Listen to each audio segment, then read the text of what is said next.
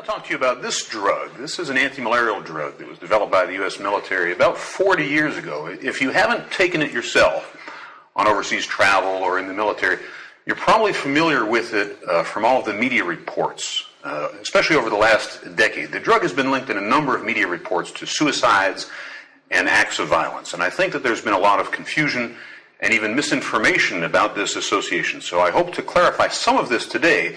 But I will preface this talk by saying the majority of this information I want to present at a special talk tomorrow morning at 9 a.m., I believe in 226. So if I don't answer all of your questions on this today, I apologize. You're welcome to attend tomorrow's lecture. Next slide, please. Just a few brief disclosures. I've gone into consulting since I've left the military. I'm an epidemiologist and preventive medicine physician by training. Next slide, please. This is the original product insert for mefloquine, or Lariam, which was marketed by F. Hoffman LaRoche beginning in 1989.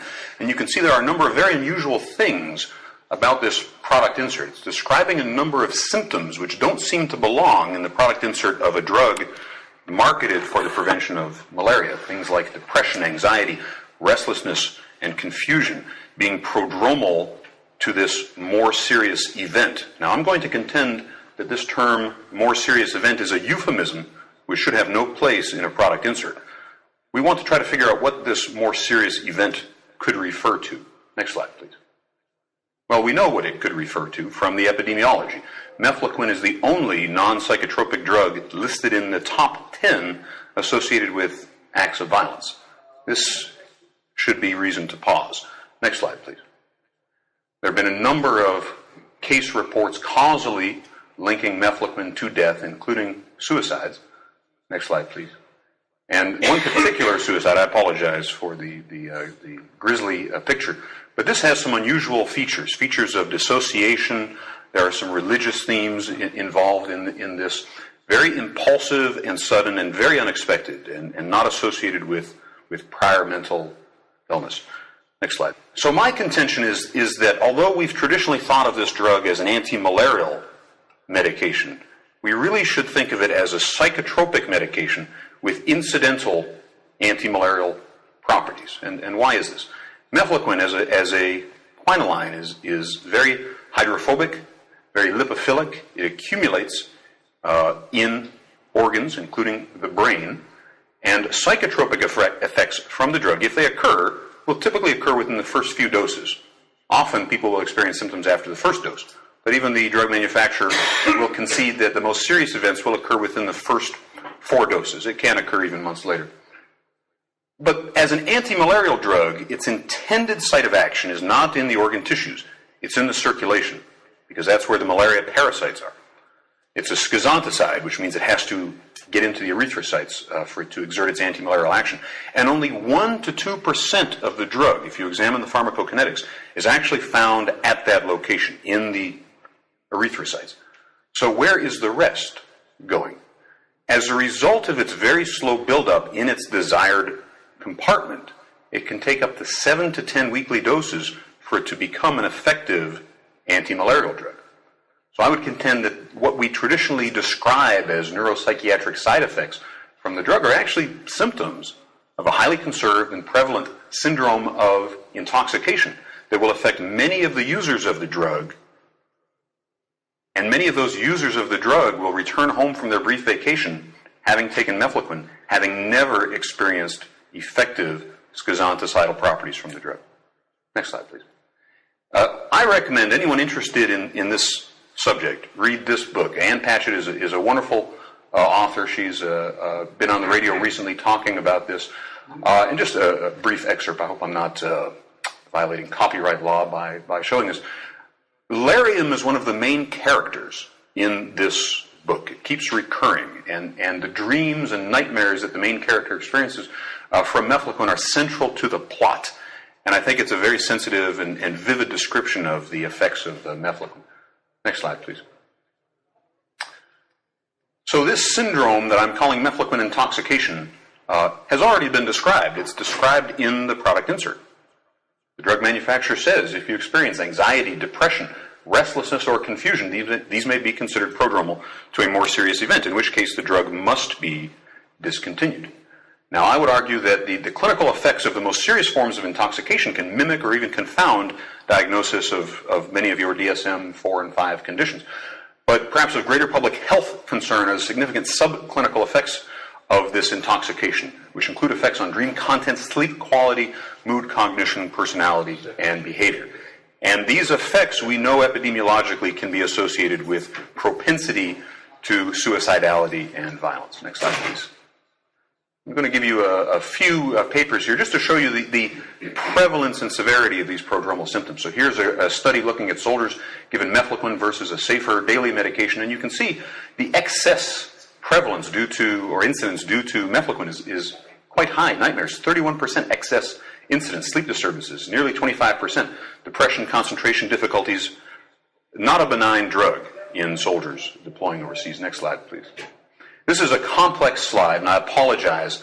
I think a lot of these results were intended to be obscured in this paper, but this is a failed trial of a supposedly safer version of mefloquine, and even this enantiomeric form was unable to eliminate the changes on mood that was associated with the racemic version.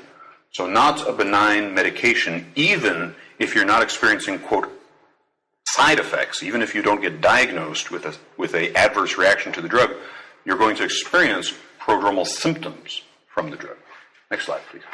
Here's an early study that was done around the time of its initial licensure, in which you can see that folks who are taking mefloquine suffer some very profound insomnia, and occasionally this is accompanied by nightmares, or at the very least, very vivid dreams. Next slide, please. So insomnia is a very prominent symptom of mefloquine intoxication, as are these very terrifying nightmares in some users. And what's quite tragic is this study clearly showed this association between taking the drug and propensity to suicide. But unfortunately, these reactions, when they looked back at their history, they found some evidence of a mental health problem, or they found some way to attribute these reactions not to the drug, but to something in the user's history. Next slide, please. And this has become the common misconception with mefloquine, that the misconception is that it's a safe drug unless you have a history of mental illness. The point with having a pre-existing mental illness is that if you have a history of anxiety or depression already, or are taking medications to control these symptoms, if you're taking mefloquine and you redevelop these symptoms, they may be familiar to you, and you may be more likely to attribute these prodromal symptoms to your pre-existing diagnosis rather than to the toxic effects of the drug. Now, the drug insert clearly says if you experience these symptoms, you must stop taking the drug, because they could be considered prodromal to a more serious event. But those with a history of mental illness may say, well, this is just my depression, and they may restart their medication. Or this might just be my anxiety, and so they restart their Valium. And that risks the development of a more serious event. Next slide, please. I'm going to go through this very quickly. We'll talk more about this tomorrow. But the military has unfortunately had an unfortunate history of prescribing this drug to precisely those individuals with contraindications to this medication. They exist in among 10% of those who are deployed to malarious areas. So 1 in 10 males, roughly 1 in 5 females deployed to malarious areas, our data shows, have some contraindication to mefloquine use, meaning they might confuse the prodromal symptoms for their pre-existing condition. Next slide, please. And we looked at prior prescriptions of psychotropic drugs and also prior ICD-9 diagnoses of mental disorders. Next slide, please. So mefloquine is difficult to use in at least the U.S. Army owing to the very high prevalence of these contraindicating conditions. Next slide, please. Another study I did some years after I did that was to show, okay, of those with contraindications, who had actually been erroneously prescribed mefloquine. And unfortunately, 1 in 7 with contraindications that the U.S. military knew about were nonetheless prescribed the drug. So contrary to package insert guidance and contrary to military policy. And we don't know what the costs of this might have been. We don't know how many of these individuals may have suffered a more serious event because we haven't yet done the proper long-term follow-up studies. Next slide, please. Unfortunately, I hope you appreciate that the key to using this drug in a more safe manner is in ensuring those users recognize the prodromal symptoms as being due to the drug's toxicity and then immediately discontinue the drug before a more serious event occurs. But the military has unfortunately contributed to this problem by misstating the prevalence or incidence of these problems. Here's a memo from 2009 that says psychiatric symptoms occur at a rate of 1 per 2,000 to 13,000 persons. So the average soldier will be of the opinion that side effects from this drug are exceedingly rare. And so it will be very difficult for soldiers in a tightly disciplined unit where use of the drug is under command supervision to discontinue the medication as the product insert requires. Next slide, please.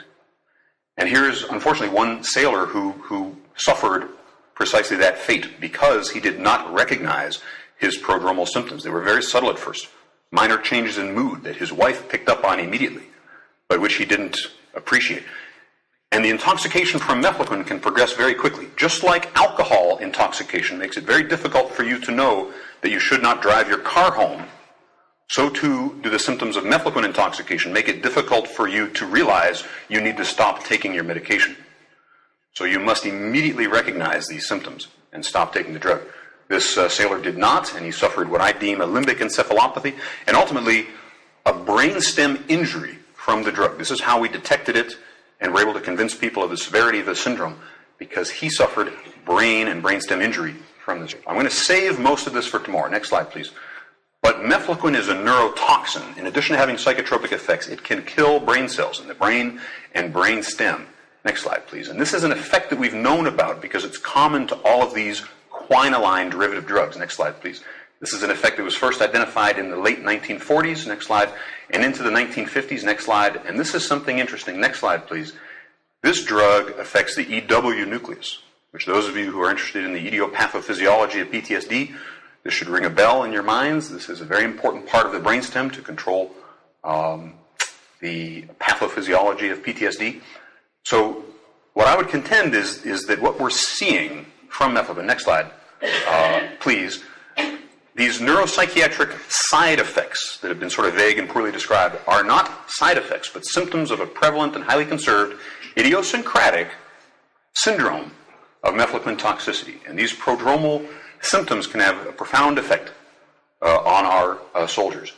And because these effects are known epidemiologically to be associated with suicidality and violent ideation, we have plausibility.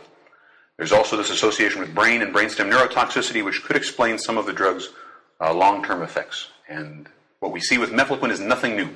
We've known about this from other quinoline drugs that the military has used ever since World War II. So if you're interested in this, I will stop now, but I'm going to have more time tomorrow morning to talk about this in greater detail and also the drug's plausible roles in some DSM-4 and 5 conditions. So thank you very much for your attention. I appreciate it.